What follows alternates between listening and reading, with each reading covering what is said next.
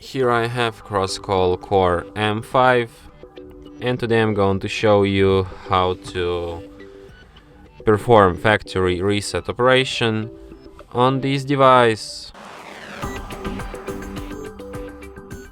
So firstly, let's open settings, then you should go to the system section, then go to the reset options and select the last option, erase all data factory reset, then tap erase all data, then once again, and after that device will be restarted in about a minute or two.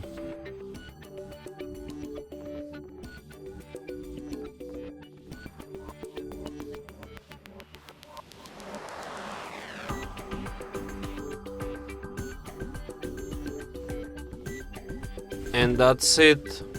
Thanks for watching. If you find this tutorial useful, don't forget to hit that like button and subscribe to our channel.